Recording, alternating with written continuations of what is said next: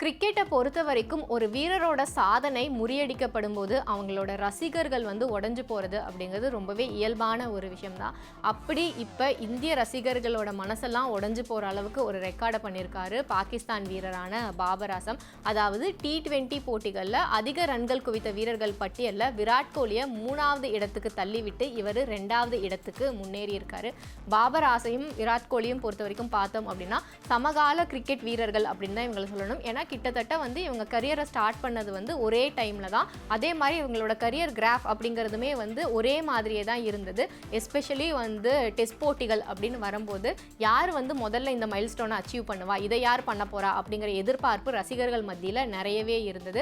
ஒரு காலகட்டத்துக்கு அப்புறம் பார்த்தோம் அப்படின்னா விராட் கோலி எல்லா ரெக்கார்ட்ஸையுமே தன்வசப்படுத்த ஆரம்பிச்சாரு. அதே சமயம் பாபர் ஆசமே எந்த அளவு அவருக்கு எந்த வகையிலுமே குறைஞ்சவர் இல்லை அப்படின்னு டெஸ்ட்ல ஃபேப் 4 அப்படின்னு சொல்லுவாங்க. அந்த பட்டியலில் அவருமே இடம் பிடிச்சிருந்தாரு.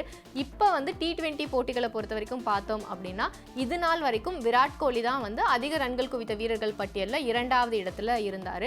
இவர் 125 போட்டிகளில் விளையாடி 4188 ரன்கள் விளாசி இருந்தார். இப்போ ஆஸ்திரேலியாவிற்கு எதிரான போட்டியின் மூலமாக 4192 ரன்கள் எடுத்து விராட் கோலியோட ரெக்கார்டை பிரேக் பண்ணி 2வது இடத்துக்கு பாபர் ஆசம் முன்னேறி இருக்காரு. இவர் தன்னோட 126வது T20 போட்டியில் விளையாடி இருந்தார். சரி, இந்த பட்டியல் அப்போ முதல் இடத்துல யார் இருக்கா அப்படிங்கிற கேள்வி எல்லாருக்குமே வரும். இந்த முதல் இடத்துல இருக்கிறது யார் அப்படின்னு பார்த்தோம்னா இந்தியாவோட முன்னாள் கேப்டன், அதாவது T20க்கு முன்னாள் கேப்டனாக இருந்த கேப்டன் ரோஹித் சர்மா தான் இருந்திருக்காரு. இவங்களுக்குமான வித்தியாசம் அப்படிங்கிறது கூட ஒரு பெரிய அளவுலலாம் கிடையாது. பாபர் ஆசமுக்கும் ரோஹித் சர்மாவுக்கும் இடையிலான ரன் வித்தியாசம் அப்படிங்கிறது கூட வெறும் 39 ரன்கள் தான் இருக்குது. இதில் முதல் ரோஹித் சர்மா ஆகட்டும் இல்லை விராட் கோலி ஆகட்டும் இவங்க 2 பேருமே சர்வதேச T20 போட்டிகளில் இருந்து ஓய்வை அறிவிச்சிட்டாங்க. அதனால பாபர் ஆசம் மட்டும்தான் இனி தொடர்ந்து T20 போட்டிகளை விளையாட போறாரு. அப்படிங்கறனால அடுத்த ஓரிரு போட்டிகள்லயே அவர் முதல் இடத்தை அடைஞ்சிருவாரு அப்படிங்கிறது நிதர்சனமான உண்மை.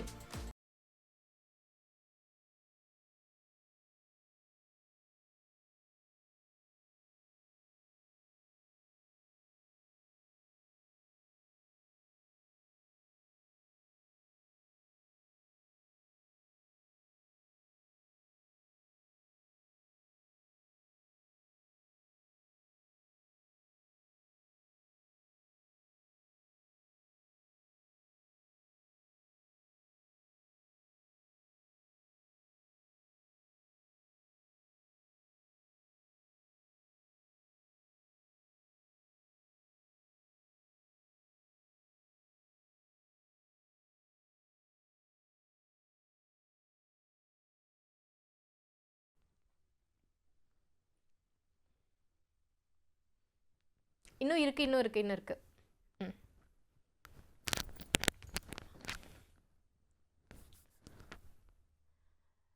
சாம்பியன்ஸ் கோப்பை பாகிஸ்தானில் தான் நடக்கும் அப்படின்னு ஐசிசி சொல்லிட்டாங்க. அதுக்கான அதிகாரப்பூர்வ ப்ரமோவும் வெளியாயிடுச்சு.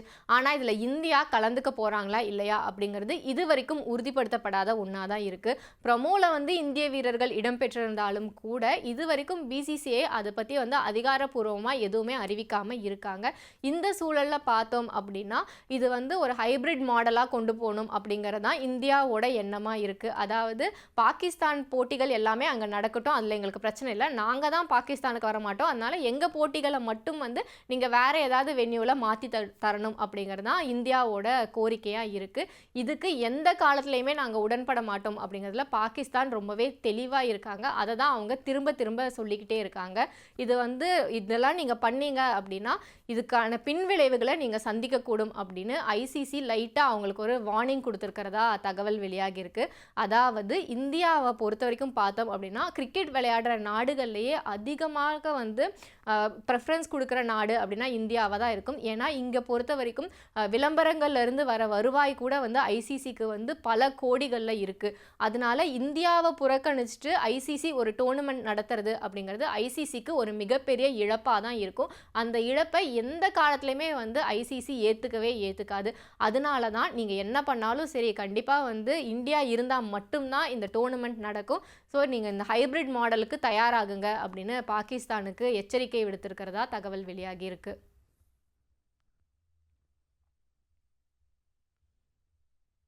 இருக்கணும். ஐபிஎல் போட்டிகளை பொறுத்த வரைக்கும் மெகா ஏலத்துக்கு எல்லா அணிகளுமே தயாராகிட்டு இருக்காங்க. மெகா ஏலம் நடக்க இன்னும் ஒரு சில நாட்கள் தான் இருக்கு.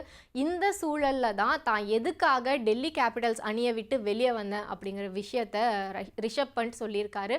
ஆரம்பத்தில் ரிஷப் பண்ட் வந்து பணத்துக்காக தான் அங்கிருந்து வெளியே வந்தாரு அப்படின்னு சுனில் கவாஸ்கர் ஒரு மிகப்பெரிய குற்றச்சாட்டை முன் வச்சிருந்தாரு. அதாவது தன்னோட வேல்யூவை அவர் தெரிஞ்சுக்கணும், அவர் கேட்ட தொகையை வந்து அவரோட ஃப்ரான்ச்சைஸ் தராமல் இருக்கும், அதனால தான் அவர் வெளியே வந்திருப்பாரு.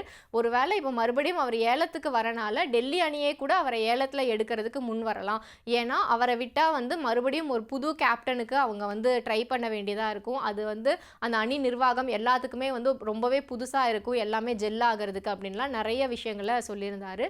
இதனால வந்து கண்டிப்பாக இதுக்கு பதிலடி கொடுக்க வேண்டிய நிலைமைக்கு வந்து ரிஷப் பண்ட் தள்ளப்பட்டிருக்காரு அப்படின்னு தான் சொல்லணும். ஏன்னா எந்த ஒரு வீரராக இருந்தாலுமே வந்து பணத்துக்காக வராங்க அப்படிங்கிற ஒரு விஷயத்தை வந்து அவங்க மேலே முன்வைக்கும் போது கண்டிப்பாக அதை ஏற்றுக்க மாட்டாங்க. அதை தான் ரிஷப் பண்ட்டும் பண்ணியிருக்காரு. டெல்லி அணியை விட்டு நான் வந்ததுக்கு முக்கியமான காரணம் பணம் கிடையாது அப்படிங்கிறத மட்டும் அவர் வந்து குறிப்பிட்டிருக்காரு. ஆனாலும் ஏன் தான் வெளியே வந்த அப்படிங்கிற உண்மையான காரணத்தை அவர் வந்து சொல்லாமல் தான் இருக்காரு. பணம் காரணம் இல்லை அப்படிங்கிற பட்சத்தில் ஒருவேளை வந்து டீமுக்குள்ளே ஏதாவது கான்ஃப்ளிக்ஸ் இருந்திருக்கும், நிர்வாகத்துக்கும் அவருக்கும் வந்து ஏதாவது வந்து ஒர்க் அவுட் ஆகலை அப்படிங்கிற பிரச்சனைலாம் இருக்குமா அப்படின்னு அடுத்த கேள்விகளை எல்லாரும் முன்வைக்க ஆரம்பிச்சிருக்காங்க.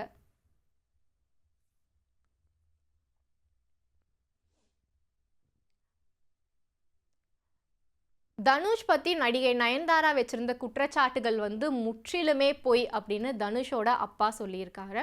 பிரபல இயக்குனரான கஸ்தூரி ராஜா அவர்களோட மகன் தான் தனுஷ். இதை நயன்தாரா தன்னோட அறிக்கையில் முதல் வரியிலேயே வந்து குறிப்பிட்டிருந்தாங்க.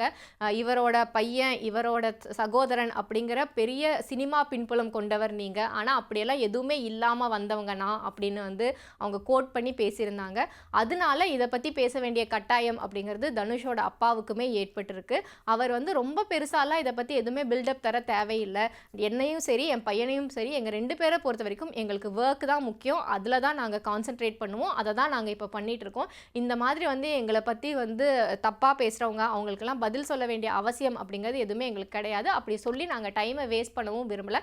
ஆனால் நான் ஒரே ஒரு விஷயத்தை மட்டும் இங்கே கிளாரிஃபை பண்ணிக்க விரும்புகிறேன். அதாவது நானும் ரவுடிதான் படத்தோட சில சீன்களையும் பாடல்களையும் யூஸ் பண்ணுறதுக்காக தனுஷ்கிட்ட கேட்டு 2 வருஷமாக வந்து அதை ஃபாலோ பண்ணோம், ஆனாலும் அவர் வந்து அதை கொடுக்க மறுத்துட்டாரு அப்படின்னு நயன்தாரா சொன்னது மட்டும் உண்மையே கிடையாது அப்படிங்கிறத நான் இங்கே தெளிவாக வந்து குறிப்பிட விரும்புகிறேன் அப்படின்னு கஸ்தூரி ராஜா அவர்கள் சொல்லியிருக்காரு.